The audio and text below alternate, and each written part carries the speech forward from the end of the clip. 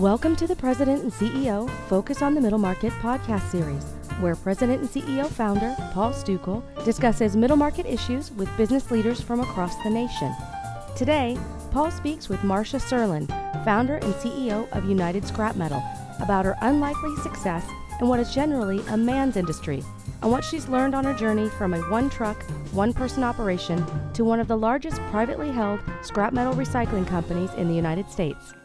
And I'm sure you've told this story a million times, but if you could briefly go through, again, this incredible story in terms of how you started and how you grew. I mean, it's really quite inspirational. Thank you. And by the way, and I think one of the reasons I ended up in business is because people needed to hear that well, of course, nothing happens overnight, but if I could do it, people look at me and say, I said, I'm not brilliant. I don't do anything. I don't have any skill that would have taken me to the top of the class in this particular business. But in 1978, I actually had a background in horticulture.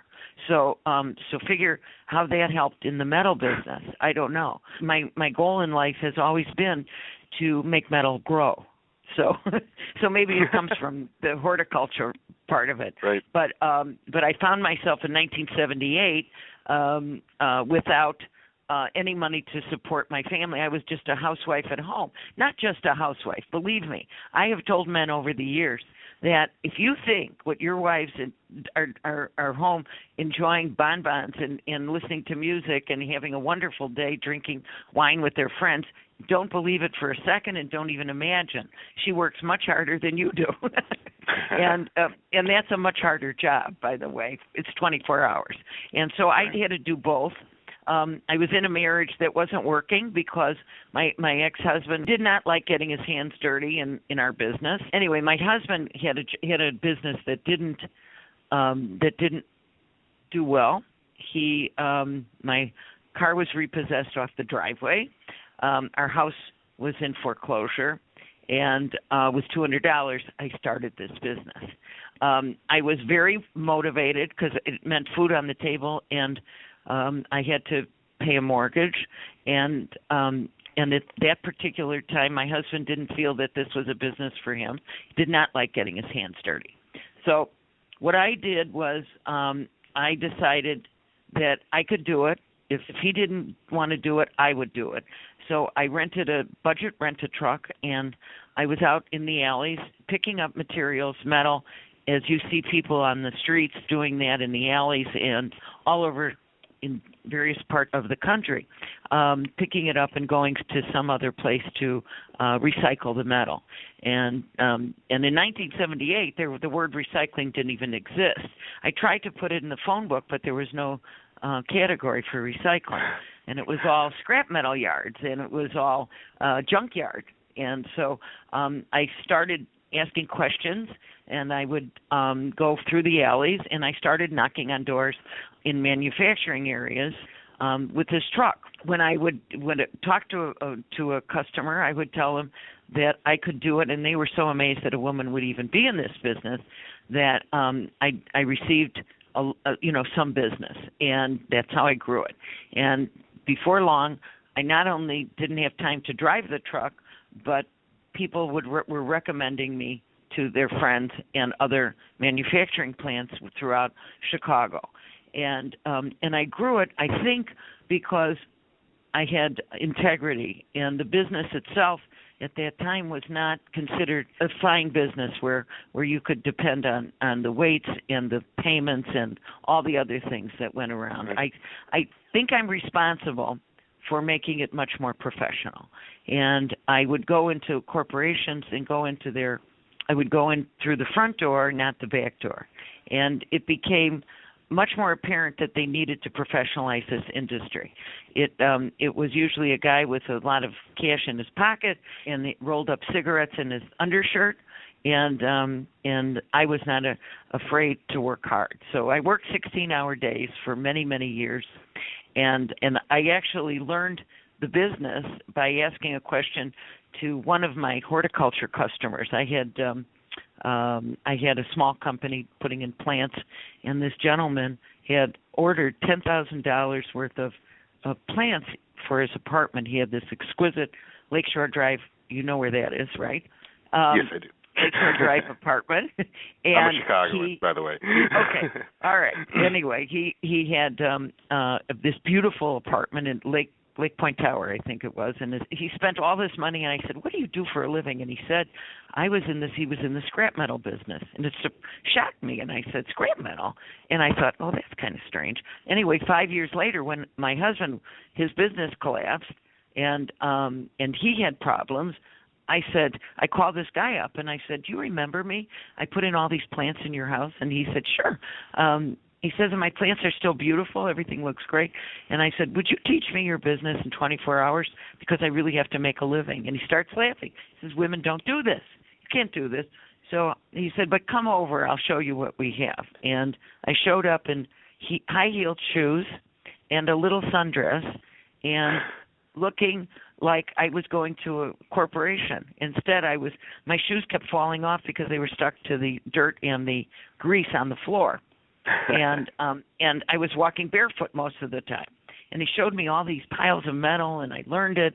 And I said, "How will I know what that is?" He says, "Well, this is brass, and this is aluminum, and this is copper."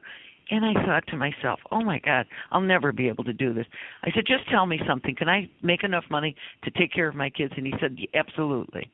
And so that's how I started. I thought, well, if I could do this, if this guy was home all the time, by the way, when I installed his plants, he never was not home.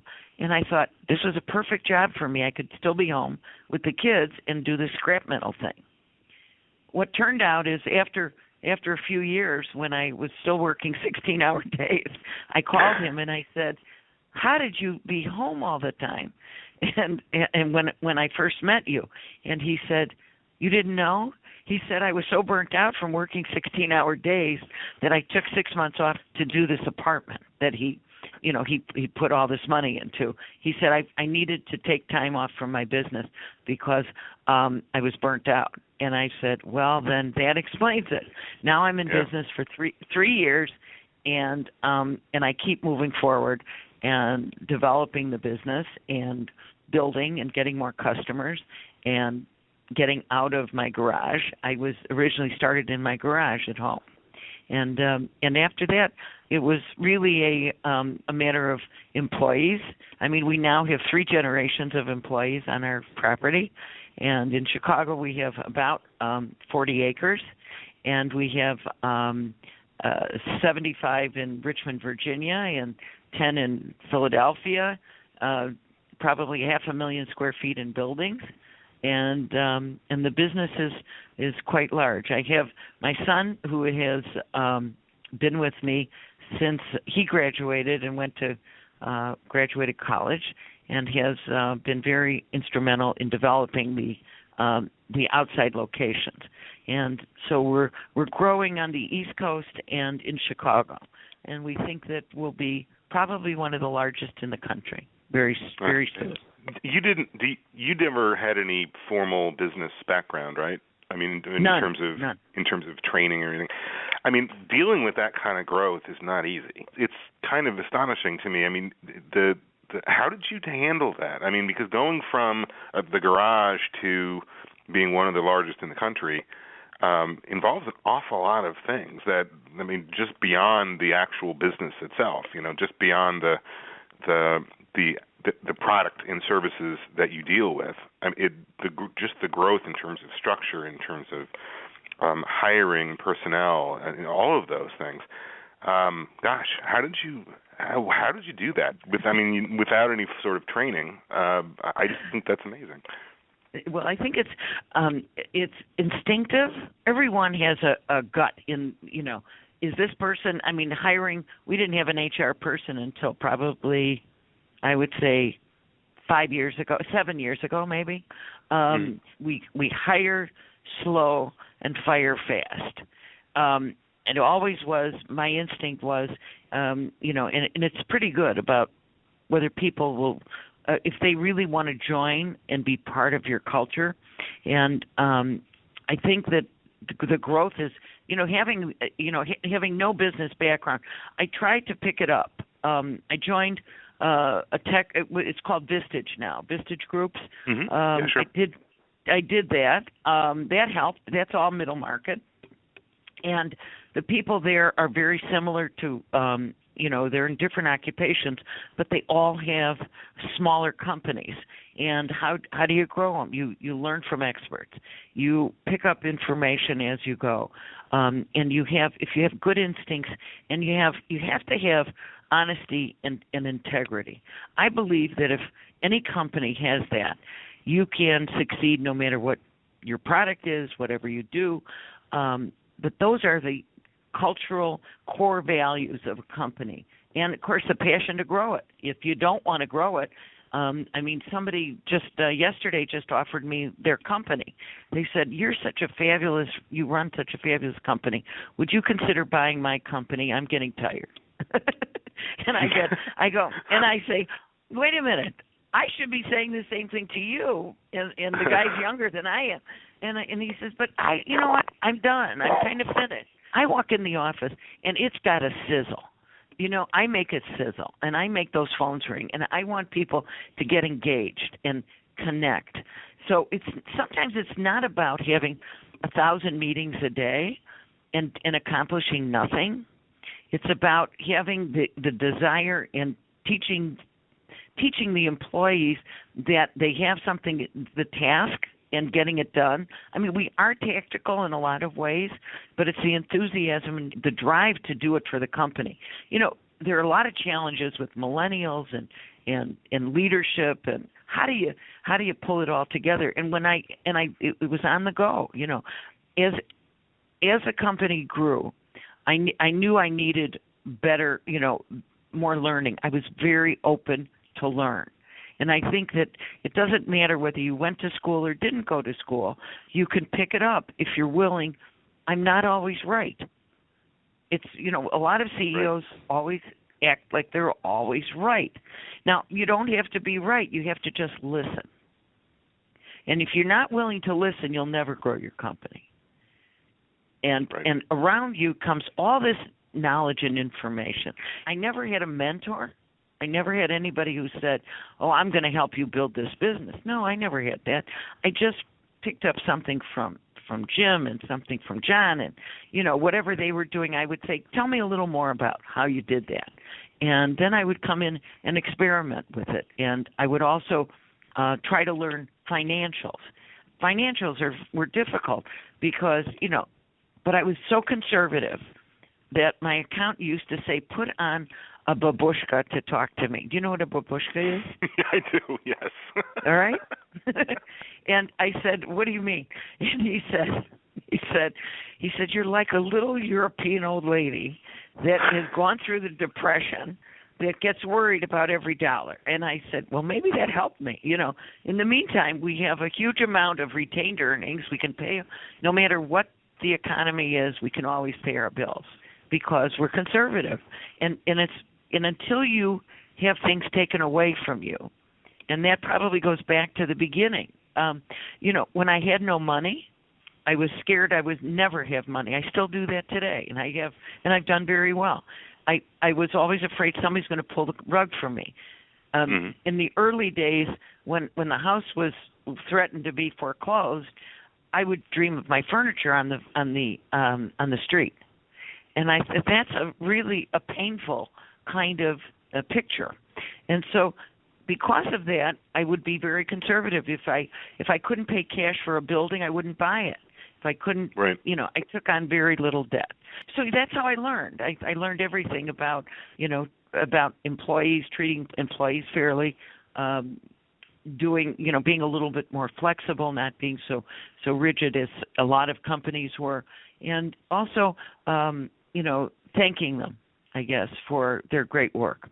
And I think if you're kind and you have integrity and they believe in you and they believe in the company and they love helping company that has values similar to those. We're flexible in this company because we understand people have problems. We understand that they have babies and they have, we do a lot of good things for our employees, and nobody hardly leaves here.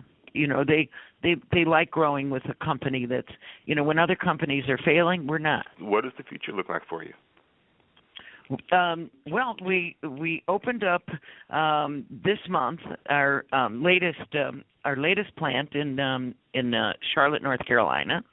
Our plant in Virginia has been open a year and a half, and we have about almost 3 years in Philadelphia. And so we have another plant the first quarter coming up, and we're going to grow. And I don't care what the economy does, we're growing. And that's our future. We feel Chicago is the base for this business, and we're going to take our share. And I'm very excited about the future, and the people that we have in this company work very hard and have done a magnificent job, despite commodity prices are really at a low ebb.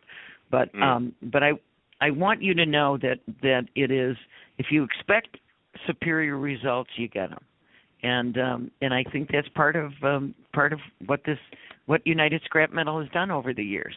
And if we expect a high level of contribution, we get it. So I don't know that I could have done anything different. I still wake up with fear, and it really moves me forward. So fear of failure, I don't think it ever goes away. And I think it's part of what has made me be underestimated in this business, because in a non-traditional business, very few women are in this space, and I would love to see more of them. Please check back for future episodes of the President and CEO Focus on the Middle Market podcast series. Thanks for listening.